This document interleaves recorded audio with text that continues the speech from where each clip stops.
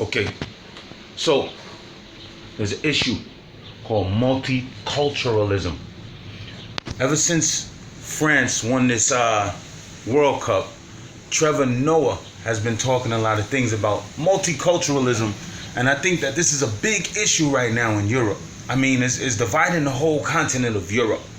And also, we have something going on in Haiti that's unique in the world, except for maybe South Africa. There's a video circulating that's explaining that meteors hit Haiti and South Africa millions and millions of years ago and left unique materials that are actually heat resistant. So heat resistant, they're basically more heat resistant than any materials on Earth. Also, Haiti is very, very rich in oil. They have, compared to Venezuela's oil, they have a swimming pool of oil, whereas Venezuela only has a cup. This is, I'm quoting some of the info in the video. They have iridium in the soil. Basically, their soil, if you could just do the math and break it down, a ton of their soil, just raw, unrefined Haiti mountain soil, can be worth from anywhere around $100,000. And we're talking about billions when it's refined. So what's the connection with multiculturalism? Actually, ever since about 1491, 1492, there's been a world war declared on the brown and blackish world. And since those times, the resources of the planet Earth have been controlled the resources in the land have been controlled mostly by Europeans. So Europeans have had dominance and power for a long time on this planet. And we see that in this age, things are changing rapidly. Europe is being overrun by brown and black races. And there's actually a solution to all of this. You see, Europe is smart. They use their karma in a way that we call Duskertina. So they use their intelligence, but in a bad way. They use their blessings and their boons in a bad way.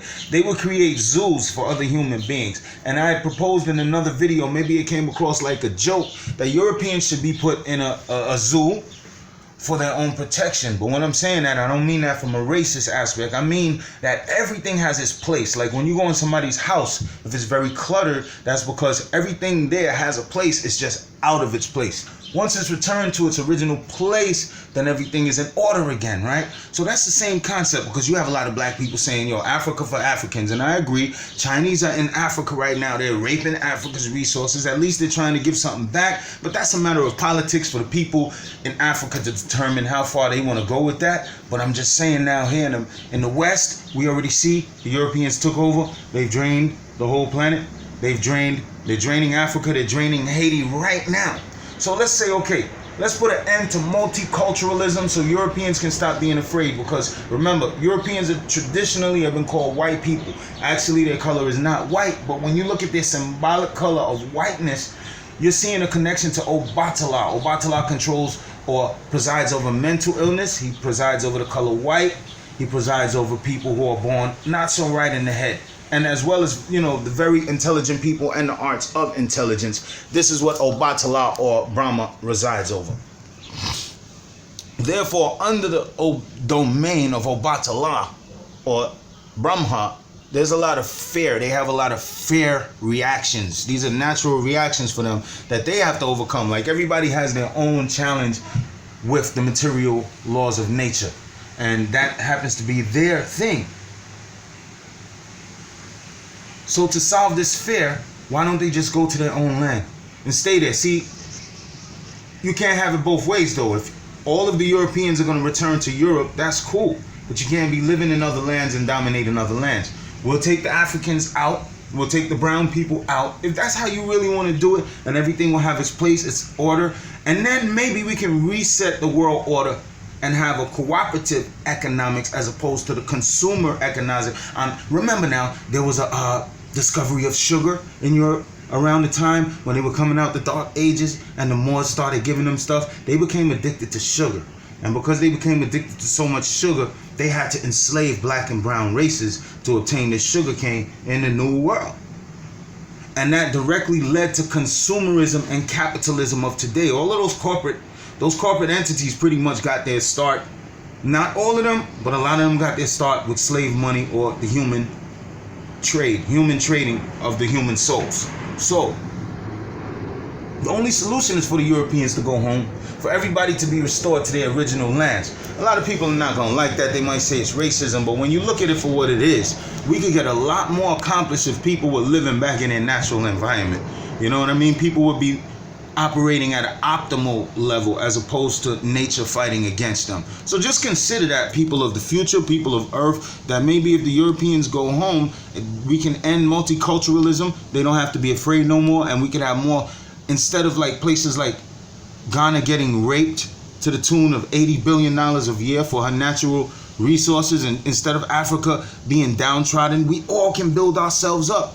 You know, everybody has a land, everybody has a place they come from. These are things to just, you know, consider. Realistic things, you know? And just leave your comments. There's a lot more I wanted to add to this video, but time is also a factor right now. You know what I mean? But I just want to send peace and blessings to everybody.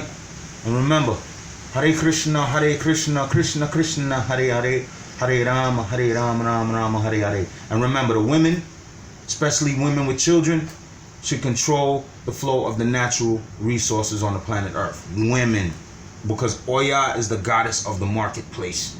So therefore, women have a loving capacity that men don't always express. Women have an understanding of how things, a woman will give. She'll see two starving babies. She'll see a black baby and a white baby in the street, and she'll take one piece of bread and feed both of them. Whereas maybe a man, he might not do that. He might just choose the child of his own race. You know, just showing the difference in the nature that the woman has a capacity for love that men do not often express, and fairness. Like, you know what I'm saying? A woman might favor one of her children more than the other, but she loves all of them so much that she treats them as fair as she can. So these are things to consider. Women should be in charge. There should be a hierarchy in everything. There should be a natural hierarchy, though. You know what I mean? Not a forced hierarchy. And we shouldn't have a hierarchy based upon birth or what we call nepotism. Like, you're not just going to put people in important positions because they are your blood or they're your family. You have to put people in positions according to their capability and their nature and their activities. So with that, I just want to say Hare Krishna, Krishna Krishna, Hare Hare, Hare Rama, Rama Rama, Hare Hare. Please consider my proposals.